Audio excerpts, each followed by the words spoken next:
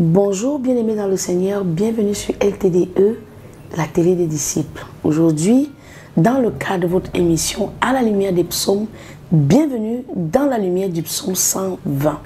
Beaucoup d'entre nous, nous croyons être enfants de Dieu, mais nous sommes hélas sous la religion, jusqu'à ce que notre conscience soit éveillée.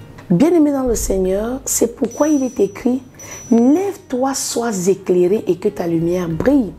Lorsque Jésus le dit, lève-toi, sois éclairé et que ta lumière brille, il s'agit de celui-là qui, malgré qu'il est déjà dans le Seigneur, il est assis.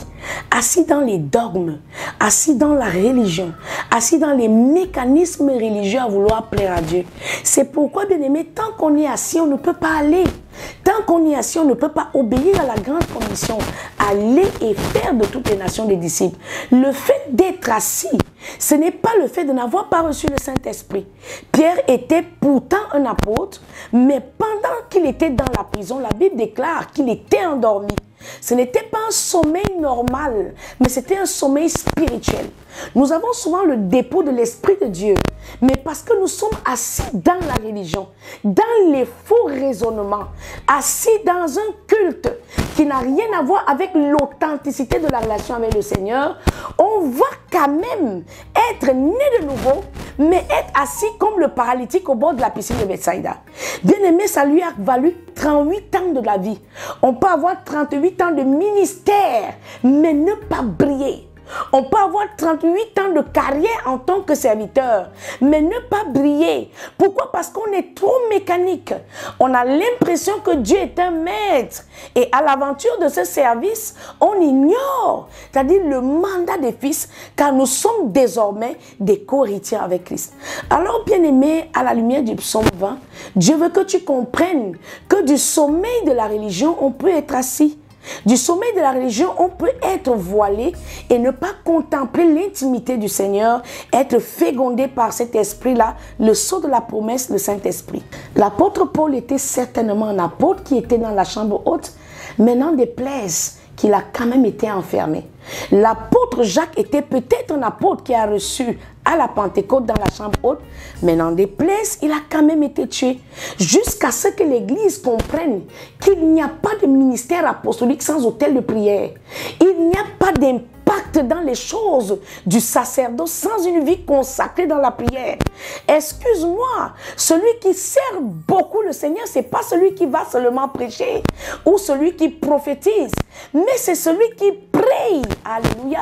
Les prophètes chamars, les pasteurs intercesseurs sont les grands faiseurs d'espoir. On a connu un petit bonhomme qui n'avait que 33 ans, mais jusqu'aujourd'hui, nous sommes sous l'impact du nom de Jésus, sans lequel aucun genou ne peut fléchir. Alors le psaume 120 décrit la situation d'un croyant juif, d'un croyant qui est racheté par le sang de Jésus, dont la conscience se réveille.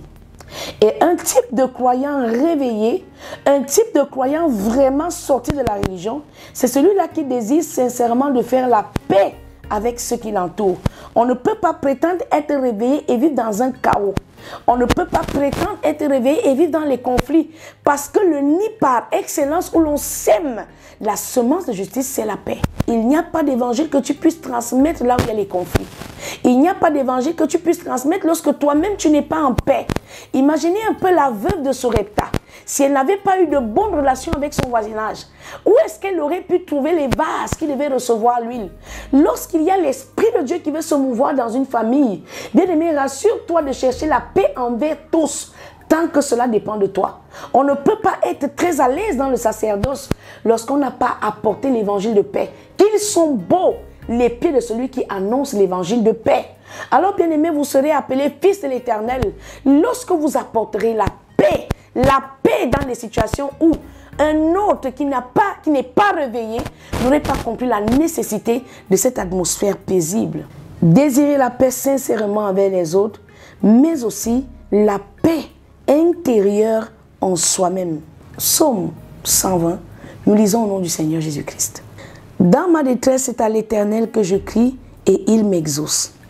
L'Éternel délivre mon âme des lèvres mensongères, de la langue trompeuse, que te rapporte une langue trompeuse, les traits aigus du guerrier avec les charbons ardents du genêt. Malheureux que je suis de séjourner à Méchec, d'habiter parmi les tentes de Kédar. Assez longtemps, mon âme a demeuré auprès de ceux qui haïssent la paix. Je suis pour la paix, mais dès que je parle, ils sont pour la guerre. Laisse qu'ils te combattent, laisse qu'ils te fassent la guerre. La Bible te dit qu'ils te feront la guerre, mais cela ne viendra pas de l'Éternel. Mais toi, cherche la paix avec tous, tant que cela dépend de toi. C'était votre émission à la lumière des psaumes sur LTDE, les tentes de l'Éternel.